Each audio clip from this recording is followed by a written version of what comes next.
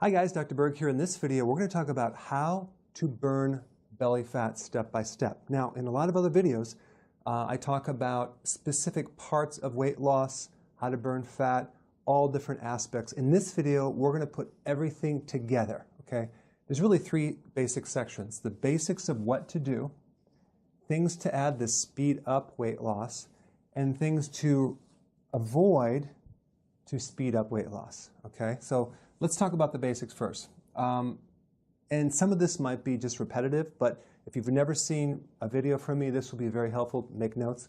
And I'll put videos down below for a lot of the summaries of other videos that you can get detailed information on each thing, because I've probably done videos on each separate item. Basics, 2 to 3 meals a day, okay? You can start with 3 meals, and then when you want to go to 2. You don't want to graze all day, because every time you eat, you spike this hormone that prevents weight loss called insulin, okay?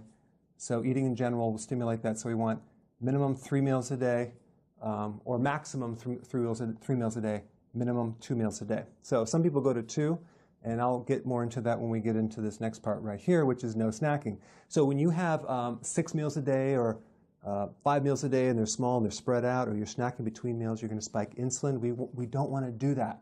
That's going to create a big problem for you. So removing the snacking is vital, very, very important. It's called intermittent fasting, okay? Now, right here, I suggest you start with 3 meals and then do that for a while, get into ketosis or fat burning, and then go to 2 meals if you can do it, unless you can't do it because you're working out hard and you need 3 meals a day. I would say it's 50-50. If you're sedentary, you can get by with 2 meals a day, and you will lose some serious weight in your midsection. Insulin is the hormone that is responsible for the midsection weight. So 3 meals, no snacking. Okay, as far as protein, 3 to 6 ounces based on your size, your stress level. You're going to need a little more protein. You don't want to go too much, because too much protein will stimulate insulin. Okay, 3 to 6 ounces per meal. Now, if you're not hungry for protein, let's say for dinner, then don't eat it. So, but this is kind of an average. Now, next one, 7 cups of veggies. Why? Because we need to flush out all this fat that's going to be coming out through your liver. All the fat through the body has to go through the liver, and if you don't consume enough vegetables, you can end up with a fatty liver. Plus, vegetables give us the potassium we need. We need about 4,700 milligrams. That's a lot. So that's about 7 to 10 cups. Very few people do that, but you want to consume the vegetable first and have a huge salad and then a small amount of protein. Now, next one is no sugar. This is a given because sugar increases insulin, and also I'm talking about the hidden sugars, the breads, pasta, cereal, crackers, biscuits, waffles, pancakes, muffins, alcohol, okay? So we want to cut the sugar and refined carbs out. Next one, healthy fats. This is essential because when you consume fat at the end of the meal, that allows you to go to the next meal without being so hungry and craving and starving that your blood sugars crash. So this basically allows you to do 3 meals or 2 meals without being hungry, thereby not increasing insulin. Fat is one of the only things that does not increase insulin. It's neutral, so this is safe. If you're worried about calories, I put some links down below. Okay, these are the basics. Now, if we want to speed things up, we can add some MCTs to the diet. That's like in coconut oil, medium chain triglycerides. That will increase fat burning. Next one is potassium. Why? Because at the heart of weight loss, we want to avoid insulin. And so most people that can't lose weight have too much insulin. They have insulin resistance, so we want to fix that. Potassium is one of the ways to do that. You can consume all these vegetables or even take it in some supplement, potassium citrate, to actually heal the aberration or dysfunction of insulin. Next thing is apple cider vinegar. Why? Because the acid in apple cider vinegar, called acetic acid, does improve the output of insulin. It reduces insulin. It improves insulin resistance. It lowers your blood sugars. So it's very good for diabetics. And take this 1 in the morning, 1 teaspoon with a glass of water, and 1 before bed, or with your dinner if you have digestive issues. Very important. Chromium. Again, you can find a supplement with chromium to help your blood sugars. Chromium is a mineral that actually has been proven to help insulin. Again, keep it in check. B vitamins, another key thing, especially vitamin B1, for regulating insulin control and improving insulin resistance. Nutritional yeast is your go-to. Okay, next one is high-intensity interval training. If you add high-intensity full-body resistance training, you're going to spike growth hormone and you're going to speed up weight loss. The key is short bursts of high intensity, lots of rest. Okay. Again, I'll put some videos down below to get specifics on that, but this one is, this is the icing on the cake. Okay.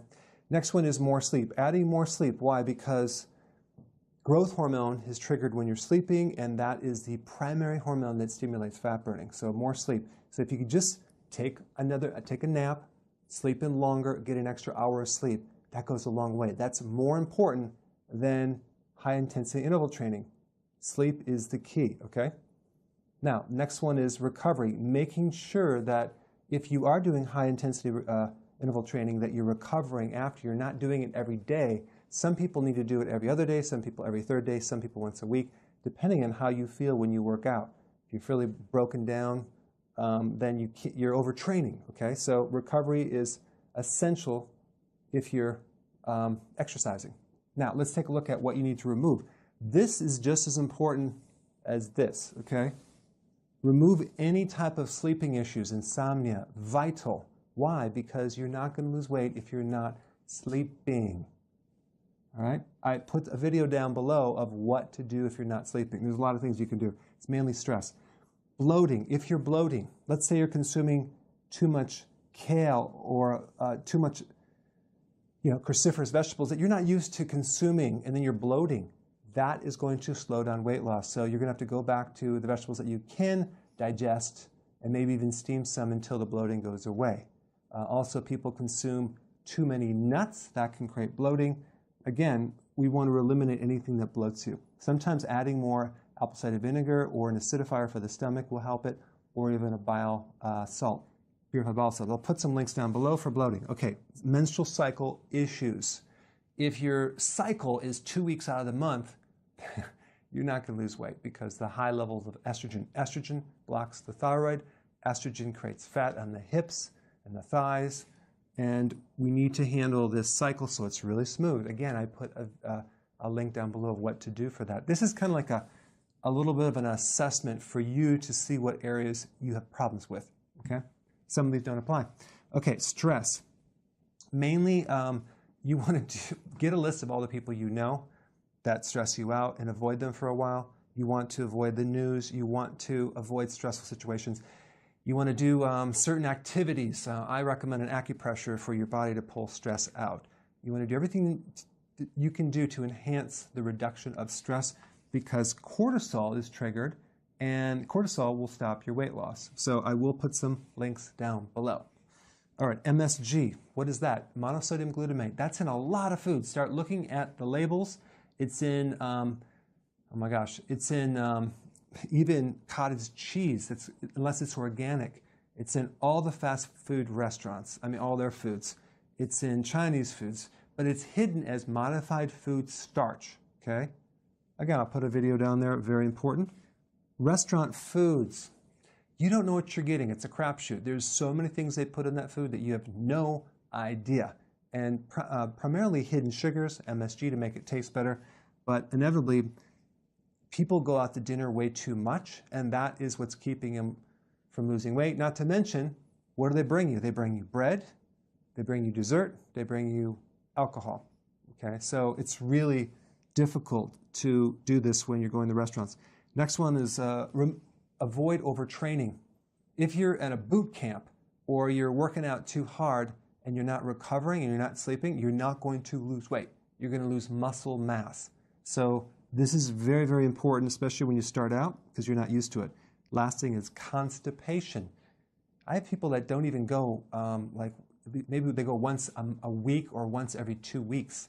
That is a serious constipation problem, and that is going to stop your weight loss. Again, I have a lot of videos on getting to the root cause of that. Okay, I'll put them down below.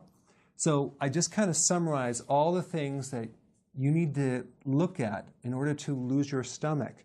It's comprehensive. Now you have the video as a checklist. Go ahead and apply this and put your comments below. Thanks so much for watching.